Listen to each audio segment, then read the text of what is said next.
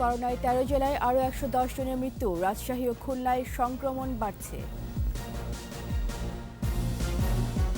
লকডাউনে অকারণ বের হলে জেল জরিমানা, বিভিন্ন স্থানে চেকপোস্ট, কড়া অবস্থানে আইন শৃঙ্খলা বাহিনী। সরকারি নিষেধাজ্ঞা তোয়াক্কা না করেই কারিগরি ও মাদ্রাসা শিক্ষকদের প্রশিক্ষণ, উপরের নির্দেশ বলে দায় সারছেন সবাই।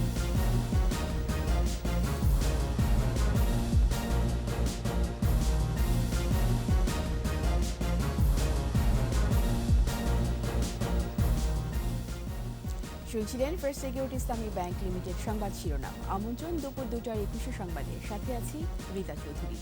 দর্শক, ২১ টেলিভিশনের সংবাদ একই সাথে সরাসরি দেখতে পাবেন আমাদের ফেসবুক পেজ www.facebook.com/2124 অনলাইনে। এছাড়া সংবাদে আরও থাকছে, চিড়িয়াখানায় বিক্রি হচ্ছে চিত্রা হরিণ, দাম প্রায় ৭০,০০০ টাকা, লালন পালনে মিলছে পরামর্শ।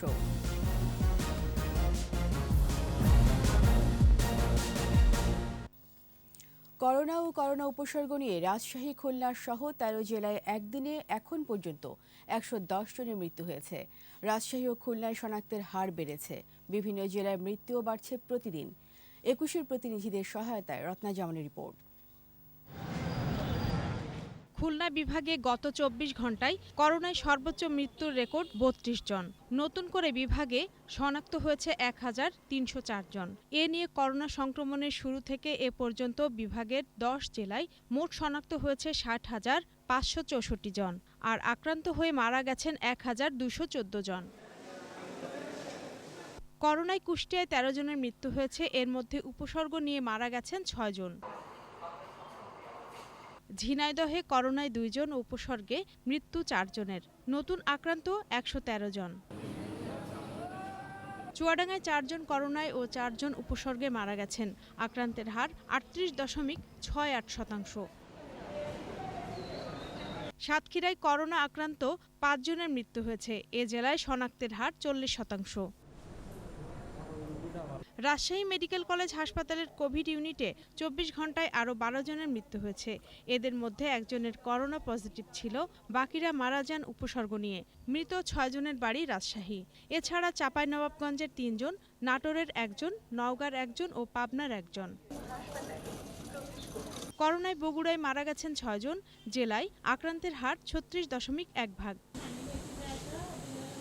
ময়মনসিংহ মেডিকেল কলেজ হাসপাতালের ডেডিকেটেড করোনা ইউনিটে ৬ জন করোনা আক্রান্ত সহ ১১ জন মারা গেছেন। আইসিইউতে চিকিৎসা নিচ্ছেন ২২ জন। রংপুর বিভাগে করোনায় ১৬ জনের মৃত্যু হয়েছে। ২৪ ঘন্টায় বরিশাল শেরেবাংলা মেডিকেল কলেজ হাসপাতালে করোনায় ৩ জন, উপসর্গে ২ জন মারা গেছেন। বরিশাল বিভাগের ৬ জেলায় শনাক্ত ৩৪৩ জন। করোনায় ঠাকুরগাঁওয়ে ৭ জন মারা গেছে। রত্না জামান, ২১ টেলিভিশন। চলমান এক সপ্তাহের লকডাউনে চতুর্থ দিনে রাস্তায় বেড়েছে যানবাহন। তবে রাস্তায় বের হলেই বিভিন্ন চেকপোস্টে পড়তে হচ্ছে জেরার মুখে। তৎপর আছে সেনাবাহিনী সহ আইন শৃঙ্খলা বাহিনী। অকারণে বের হওয়া ব্যক্তি আর যানবাহনের বিরুদ্ধে নেওয়া হচ্ছে আইনগত ব্যবস্থা। দীপু শিকদারের রিপোর্ট। সকাল থেকে রাজধানীতে বেড়েছে মানুষের চলাচল। প্রাইভেট কার, পিকআপ, রিকশা সহ বিভিন্ন ধরনের যানবাহন গত কয়েকদিনের তুলনায় বেশি। মোড়ে মোড়ে চেকপোস্ট আর সেনাবাহিনীর টহল। সবখানেই জেরার মুখে পড়তে হচ্ছে বাইরে বের হওয়া ব্যক্তি আর যানবাহনকে। আজিমপুর এলাকায় দেখা গেছে এমনই চিত্র। জনগণ হয়তো দেখার জন্য বেরিয়েছেন, ওটার সংখ্যা একটু আপাতত কম, বাট গাড়ির সংখ্যা বেশি। আর যেগুলো আমি এখানেও জিজ্ঞেস করলাম, এখানেও যারা আছেন দায়িত্বে, তারা বললেন যে এটা নিতান্তই প্রয়োজনে বেরোচ্ছেন। বাড্ডা ইউলুপ এলাকার চিত্র। ওই এলাকায় ছিল যানবাহনের চাপ। চেকপোস্টে জেরার সম্মুখীন লোকজন বেশিরভাগই জরুরি পরিষেবায় কর্মরত। ঢাকার থেকে ভুলতা যাচ্ছি, ভুলতা মিলে। পুলিশ বলছে বের হওয়া বেশিরভাগ যানবাহন আর মানুষ লকডাউনের আওতামুক্ত। তবে বিনা কারণে যারা বের হবেন তাদের বিরুদ্ধে নেওয়া হচ্ছে আইনগত ব্যবস্থা। এবার আমরা মনে করছি যে ফিডার রোডে যারা চা খাওয়ার জন্য বা আড্ডা দেওয়ার জন্য, খোশ গল্প করার জন্য যারা ঘুরে বেড়ান, যাদের কোনো আসলে বাইরে আসার কোনো যৌক্তিক কারণ নেই, তাদের বিরুদ্ধে আমরা ব্যবস্থা নিচ্ছি। এবং সেই ক্ষেত্রে আমরা অবশ্যই যাদেরকে পাচ্ছি তাদেরকে আমরা আইনানুগ ব্যবস্থা নিয়ে আমরা বিজ্ঞ আদালতের সাপোর্ট করছি। নগরীর বিভিন্ন জায়গায় নির্দেশ অমান্যকারীদের জেল জরিমানা দেওয়া হচ্ছে বলে জানিয়েছে আইন শৃঙ্খলা রক্ষাকারী বাহিনী। দীপু শিকদার, ২১ টেলিভিশন, ঢাকা। লকডাউনের চতুর্থ দিনে কঠোর অবস্থানে আইন শৃঙ্খলা রক্ষাকারী বাহিনী। মাঠে রয়েছে সেনাবাহিনী, বিজিবি ও আনসার সদস্যরা। বিধিনিষেধ অমান্যকারীদের ভ্রাম্যমাণ আদালতের মাধ্যমে করা হচ্ছে জরিমানা। ২১ প্রতিনিধিদের সহায়তায় রত্না জামানের রিপোর্ট। সর্বাত্মক লকডাউন বাস্তবায়নে পুলিশ ও র্যাব ছাড়াও রাজশাহীতে সেনাবাহিনী, বিজিবি ও আনসার সদস্যরা মাঠে রয়েছে। এছাড়াও 18টি ভ্রাম্যমাণ আদালত কাজ করছে। আইন শৃঙ্খলা বাহিনীর কড়া অবস্থানে সড়কগুলো ফাঁকা। গাজীপুরে ঢাকা ময়মনসিংহ ও ঢাকা টাঙ্গাইল মহাসড়ক সকাল থেকেই অনেকটা ফাঁকা। বন্ধ দূরপাল্লার সব যানবাহন। চলাচল করছে কিছু লেগুনা ও ব্যাটারি চালিত অটোরিকশা। বিভিন্ন পয়েন্টে আইন শৃঙ্খলা বাহিনীর পাশাপাশি কাজ করছে 18টি ভ্রাম্যমাণ আদালত। নারায়ণগঞ্জে আইন শৃঙ্খলা বাহিনীর সদস্যরা ঢাকা, চট্টগ্রাম ও ঢাকা সিলেট মহাসড়ক সহ জেলার 20টি চেকপোস্ট বসিয়ে যানবাহন ও জনসাধারণের চলাচলে নজরদারি করছেন। ময়মনসিংহে অধিকাংশ সড়ক একেবারেই ফাঁকা। কিছু কিছু মালবোঝাই ট্রাক ও রিকশা চলাচল করছে। কাঁচা বাজার, ওষুধ ও খাবার দোকান ছাড়া সব মার্কেট বন্ধ। টাঙ্গাইলের বিভিন্ন পয়েন্টে 54টি চেকপোস্ট বসানো হয়েছে। বিধিনিষেধ অমান্যকারীদের জরিমানা করছে ভ্রাম্যমাণ আদালত। বগুড়ায় সড়কের মোড়ে মোড়ে পুলিশের চেকপোস্টে তল্লাশি করা হচ্ছে। গাইবান্ধায় জেলা প্রশাসনের গঠিত 54টি মোবাইল টিম মাঠে কাজ করছে। এদিকে লকডাউনে মংলার জীবনযাত্রা স্বাভাবিক, মানা হচ্ছে না কোনো স্বাস্থ্যবিধি। নদী পারাপার বন্ধ থাকার কথা থাকলেও নৌকায় গাদাগাদি করে যাত্রী পারাপার করছে। প্রশাসনের নজরদারিও নেই কোথাও। রত্না জামান, 21 টেলিভিশন। দর্শক, চট্টগ্রাম থেকে লকডাউনের খবর জানাচ্ছেন সহকর্মী শিউলি শবনম। আমি আপনাকে জানিয়ে রাখতে চাই যে চট্টগ্রাম শহরে এবং জেলায় আজকে 369 জন মানুষ করোনা আক্রান্ত হয়েছে এবং এর মধ্যে 6 জনের মৃত্যু হয়েছে। তো এই পরিস্থিতিতে লকডাউনের চতুর্থ দিনেও আজকে আসলে আমরা দেখতে পেয়েছি সকাল থেকে আইন শৃঙ্খলা বাহিনী তাদের তৎপরতা অব্যাহত রেখেছে এবং অপ্রয়োজনীয় যানবাহন চলাচল সীমিত করতে এবং নিরুৎসাহিত করতে তারা তাদের চেকপোস্ট বসিয়ে এবং বিভিন্ন জায়গায় তৎপরতা চালাচ্ছেন।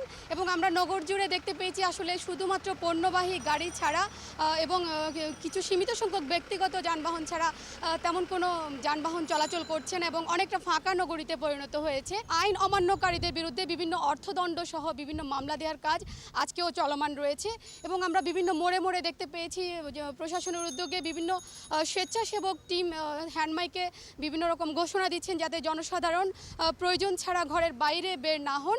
এবং এটা চট্টগ্রাম নগরীর আসলে অন্যরকম একটা দৃশ্য, এই যে দৃশ্য চট্টগ্রামবাসী হয়তো আগে কখনো দেখেননি এবং এরকম ফাঁকা নগরীতে পরিণত করার জন্য আসলে আইন শৃঙ্খলা বাহিনীর তৎপরতায় একটি বড় ভূমিকা রেখেছে এবং তারা আমাদেরকে জানিয়েছেন যে নগরবাসীর মধ্যে আগের তুলনায় মাস্ক পরার হার এবং আইন মানার প্রবণতা অনেকখানি বৃদ্ধি পেয়েছে। তো নগরবাসীর সহায়তা পেলে করোনা প্রতিরোধ করা অনেকখানি সম্ভব হবে বলে তারা আশা করছেন। তো আমার কাছে এই ছিল চট্টগ্রাম থেকে সর্বশেষ খবর। করোনা মহামারীতে সরকারি নির্দেশনাকে তোয়াক্কা না করে চলছে কারিগরি ও মাদ্রাসা শিক্ষকদের প্রশিক্ষণ। সব ধরনের প্রশিক্ষণ বন্ধের নির্দেশ থাকার পরও 250 জন শিক্ষকের প্রশিক্ষণ অব্যাহত রেখেছে Dhaka polytechnic, technical teachers training ও মহিলা পলিটেকনিক্যাল ইনস্টিটিউট। প্রশিক্ষণার্থীদের মধ্যে অন্তত 12 জন শিক্ষক করোনায় আক্রান্ত হওয়ায় আতঙ্কিত অন্যরা। বিস্তারিত সাইদুল ইসলামের রিপোর্টে। শিক্ষকদের মান উন্নয়নে গেল 1 জুলাই থেকে কারিগরি ও মাদ্রাসা শিক্ষা বোর্ডের 250 জন শিক্ষক নিয়ে শুরু হয় প্রশিক্ষণ। এরপর করোনা সংক্রমণ বেড়ে যাওয়ায় 27 জুন সব ধরনের প্রশিক্ষণ স্থগিত করে প্রজ্ঞাপন জারি করে জনপ্রশাসন মন্ত্রণালয়। কিন্তু সরকারের নির্দেশ অমান্য করে প্রশিক্ষণ কার্যক্রম চালিয়ে যাচ্ছে Dhaka polytechnic institute, teachers training college ও মহিলা পলিটেকনিক ইনস্টিটিউট। ট্রেনিং ক্লাসে গিয়ে দেখা যায় কোনো ধরনের স্বাস্থ্যবিধির তোয়াক্কা নেই। বিশেষ করে টিচার্স ট্রেনিং কলেজে ক্লাসরুমে গাদাগাদি করেই ক্লাস করছেন তারা। এরই মধ্যে বেশ কয়েকজন আবার করোনা আক্রান্ত হয়েছেন। আমাদের তো অনেকেই করোনা অলরেডি এফেক্টেড। এর আগে আরেক ট্রেনিংয়ে আমি এসে করোনা আক্রান্ত হয়ে গেছিলাম। করোনা আক্রান্ত হওয়ার পরে যখন আমি বাড়ি ফিরি তো আমার পরিবারের আরও 2 সদস্য করোনায় আক্রান্ত হয় আমার কারণে। যে লোকজন আছে তারা প্রতিদিন টেস্ট করতেছে এবং 1-2 করে পজিটিভ আসতেছে। এর মধ্যে আমাদের উৎকণ্ঠতা বিরাজ করেছে। সরকারি প্রজ্ঞাপন থাকার পরও কেন প্রশিক্ষণ তার সদুত্তর দিতে পারেনি কেউ। উপরের নির্দেশ বলে দায় সারছেন সবাই। আমাদের ঊর্ধ্বতন কর্তৃপক্ষের সবসময় আমরা বাধ্য। আমাদের যেহেতু প্রশিক্ষণটা শুরু হয়েছে ঊর্ধ্বতন কর্তৃপক্ষের নির্দেশে, এবং আমি যেটা শেষ, তো তাদের নির্দেশ ছাড়া শেষ করার সুযোগও নাই। পাশেই ঢাকা পলিটেকনিক, সেখানেও চলছে ক্লাস। তবে 21-এর ক্যামেরা দেখেই ক্লাস বন্ধ। এখানকার শিক্ষার্থীরাও আতঙ্কিত। তো সিভিল গ্রুপ থেকে 8 জন আক্রান্ত হয়েছে, মেকানিক্যাল থেকে 1 জন, আমাদের পাওয়ার গ্রুপ থেকে 1 জন। এ নিয়ে মুখ খুলতে রাজি নন কলেজ অধ্যক্ষ। আমি আমার ঊর্ধ্বতন কর্তৃপক্ষের সাথে কথা বলি, তারপরে এটা আমি নির্দেশিত হয়ে কাজ করছি। আগারগা মহিলা পলিটেকনিকেও ক্লাস করছেন শতাধিক শিক্ষিকা। তবে দীর্ঘ সময় অপেক্ষা করার পরও গেট খোলা হয়নি। এ বিষয়ে কথা বলতে কারিগরি ও মাদ্রাসা বিভাগের দায়িত্বপ্রাপ্ত সচিব আমিনুল ইসলাম খানকে মুঠোফোনে চেষ্টা করেও পাওয়া যায়নি। করোনা আক্রান্তের সংখ্যা বেড়ে যাওয়ায় এখনই প্রশিক্ষণ বন্ধ করার দাবি প্রশিক্ষণার্থীদের। সাইদুল ইসলাম, 21 টেলিভিশন, ঢাকা। নিচ্ছি সংবাদ বিরতি। যখন ফিরছি তখন অন্যান্য খবরের সঙ্গে আরও থাকবে। তিউনিসিয়া উপকূলে নৌকাডুবিতে বাংলাদেশি সহ নিখোঁজ 43।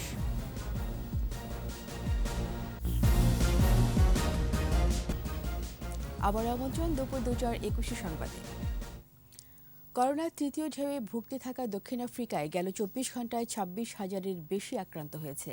দেশটির স্বাস্থ্য বিভাগ জানায়, কড়া লকডাউন এবং ভ্যাকসিন কার্যক্রমে করোনার সংক্রমণ বাড়ায় আতঙ্কিত হয়ে পড়েছেন জনগণ। এদিকে গেল 2 সপ্তাহে প্রায় 17 লাখ মানুষকে ভ্যাকসিন দেওয়া হয়েছে পর্তুগালে।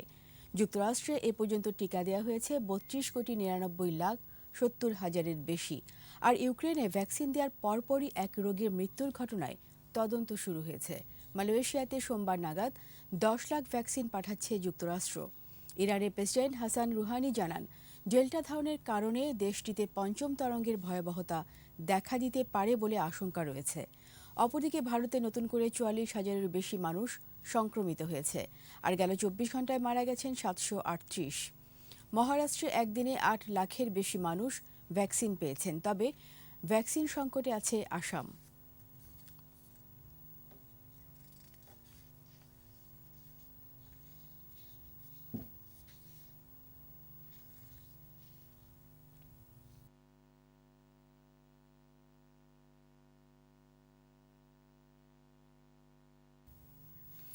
করোনায় আক্রান্ত হয়ে মারা গেছেন সালাম সালাম হাজার সালাম গানের গীতিকার ফজলে খোদা। রোববার ভোররাত 4টার দিকে রাজধানীর সরওয়ার্দী হাসপাতালে তার মৃত্যু হয়। মৃত্যুকালে তার বয়স হয়েছিল 81 বছর। গীতিকার ফজলে খোদার জন্ম 1941 সালের 9 মার্চ পাবনা জেলায়। ছড়াকার হিসাবে লেখালেখি শুরু করেছিলেন ফজলে খোদা। দেশাত্মবোধক আধুনিক লোকসঙ্গীত লিখে তিনি প্রশংসা কুড়িয়েছেন। গীতিকার হিসাবে 1963 সালে বাংলাদেশ বেতার এবং 1964 সালে বাংলাদেশ টেলিভিশনে তালিকাভুক্ত হন ফজলে খোদা। তার লেখা সালাম সালাম হাজার সালাম গানটি বিবিসি জরিপে সর্বকালের সর্বশ্রেষ্ঠ বাংলা গানের তালিকায় সেরা 20 গানের মধ্যে 12তম স্থানে রয়েছে।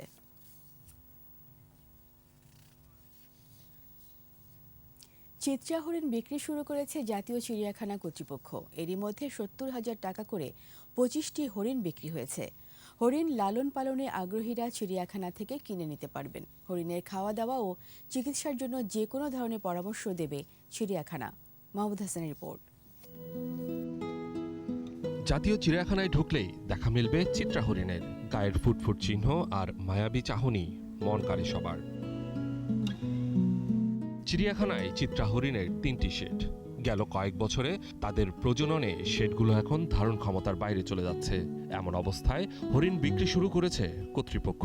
গেল কয়েকদিনে প্রায় 25টি হরিণ বিক্রি করেছে জাতীয় চিড়িয়াখানা। যারা এখানে হরিণ কিনতে চান, পদ্ধতিটাও খুবই সহজ। আমাকে যদি এটা ইমেইলে দেয়, আমি ফিরতি ইমেইলে তাকে বলবো যে হ্যাঁ, আমার এখানে পর্যাপ্ত হরিণ আছে, আমি বিক্রি করতে পারবো। এই সনদপত্রটা বন বিভাগে জমা দিয়ে 2-1 দিনের মধ্যেই বন বিভাগ থেকে সে লালন পালনের জন্য একটা অনুমতি নিতে পারে। এই অনুমতিপত্র পাওয়ার পরে আমার এখানে আসবে, ব্যাংকের টাকা জমা দিবে অথবা নগদ টাকাও যদি আমার অফিসে জমা দেয় রিসিট নিয়ে যাবে এবং সেই দিনে আমি তাকে হরিণ দুটো ডেলিভারি দেবো। একজোড়া হরিণ পালনের প্রয়োজন 15 কাঠা জায়গা। হরিণ পালনে প্রশিক্ষণও দিচ্ছে চিড়িয়াখানা। যারা শৌখিন প্রতিপালন করে হরিণ পালার আশা পোষণ করে তার যেভাবে সারা পাচ্ছে আমার বিশ্বাস আগামী 10 বছরের মধ্যে হরিণটা অন্যান্য আমাদের যে সমস্ত ডোমেস্টিক অ্যানিমেল আছে তাদের মতো হয়ে যাবে।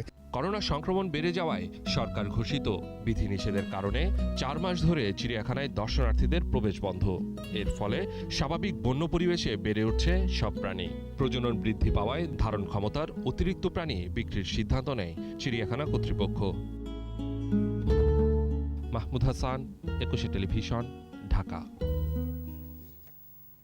আর এরই সাথে শেষ করছি দুপুর 2টার 21 সংবাদ। যাবার আগে ফার্স্ট সিকিউরিটি ইসলামী ব্যাংক লিমিটেড সংবাদ শিরোনামগুলো আরও একবার। করোনায় 13 জেলায় আরও 110 জনের মৃত্যু। রাজশাহী ও খুলনায় সংক্রমণ বাড়ছে। লকডাউনে অকারণ বের হলে জেল জরিমানা। বিভিন্ন স্থানে চেকপোস্ট, কড়া অবস্থানে আইন শৃঙ্খলা বাহিনী। সরকারি নিষেধাজ্ঞা তোয়াক্কা না করেই কারিগরি ও মাদ্রাসা শিক্ষকদের প্রশিক্ষণ। পরের নির্দেশ বলে দায় সাধছেন সবাই।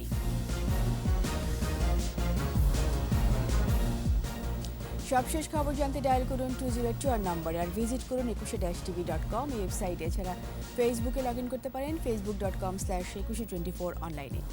এতক্ষণ সঙ্গে থাকার জন্য ধন্যবাদ। বিকেল 4টায় 21 সংবাদ শিরোনাম দেখার আমন্ত্রণ রইল। স্বাস্থ্যবিধি মেনে চলুন, সুস্থ থাকুন। ধন্যবাদ।